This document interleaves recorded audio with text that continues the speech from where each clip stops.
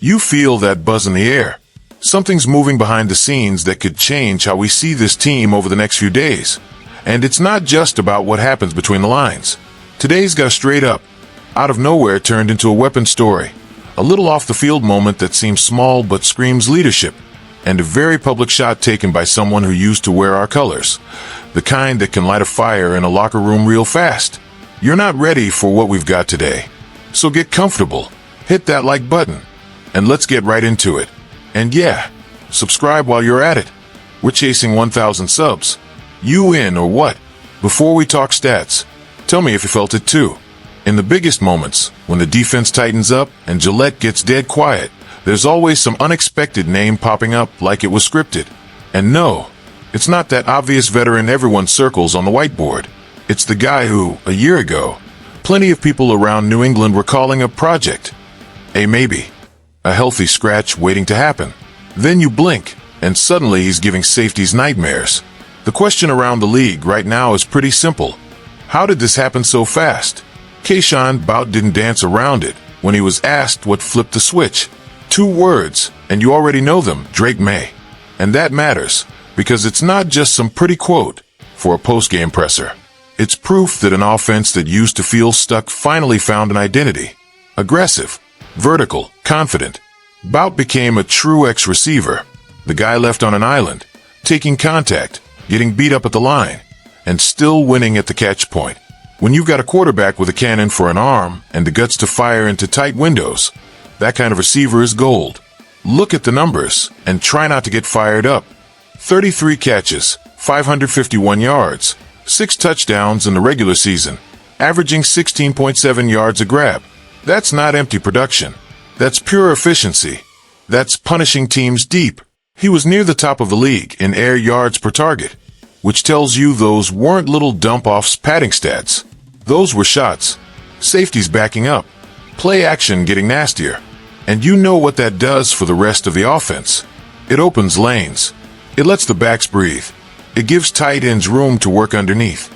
It makes defenses think twice before dialing up pressure.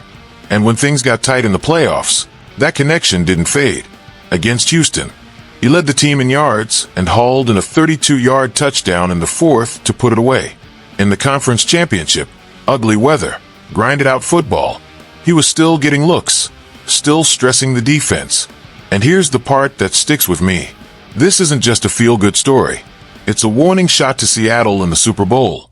Fall asleep for half a second on the edge, and May will make you pay. And Bout is begging for that ball. Now, if that didn't get your heart rate up, hang tight. Because the next story is all about trust, pecking order, and a quiet message coming straight from the locker room. You can always tell when a player's trying to find his footing without turning into a distraction. There are 2 ways to react when you fade out of the game plan a bit. You either sulk and become a problem, or you keep your head down, put in the work, and wait for your moment. That's where Travion Henderson comes in. A rookie who's already flashed star-level explosiveness, but who showed up Super Bowl week with something to prove and one thought on his mind. When my number's called, I can't miss. What's interesting is where that mindset started, off the field. Drake May took Henderson out for a simple and out run. Nothing fancy, just grabbing burgers. Sounds like nothing, but that's real leadership. That's your quarterback pulling a guy close, building trust, saying without saying, you still matter. And for a rookie who had monster games during the season, including big-time performances against Buffalo and the Jets, that kind of gesture goes a long way when the chatter starts about why he barely touched the ball in a snowy AFC title game. During the regular season, Henderson split the backfield with Ramondre Stevenson, but produced like a lead guy. 180 carries, 911 yards, 9 touchdowns, and he led the league with 4 rushing scores over 50 yards. Then the postseason hit, and the script flipped. Stevenson's getting more carries, more yards, and most importantly, 0 fumbles. In January football, ball security is everything. Vrabel, in his usual way, didn't call anyone out, but he talked about wear and tear, recovery, and mental sharpness. The finish line isn't coming to you. Against Seattle, it's a fascinating chess match. If the Seahawks clog the interior and dare you to win outside, Henderson's burst can flip the game in one snap. But he's got to earn trust in pass protection, because that's where coaches cut snaps without blinking. And if you think that's enough tension for 1 week, wait until you hear who decided to air things out in public. Sometimes the past comes back poking you, and when it's someone who used to be in your locker room, it hits different. Picture being drafted, showing flashes, but feeling invisible. Then a year later unloading into a Super Bowl. Mike Joe Milton, former Patriot, didn't hold back, saying he felt disrespected in New England. And that kind of talk can become fuel you didn't even know you needed. Milton, a 6th-round pick in 2024, was shipped to Dallas fast. He owns it. He asked out. Limited reps over 16 games. Feeling stuck. No real communication from the staff. Why draft me if you're not going to play me?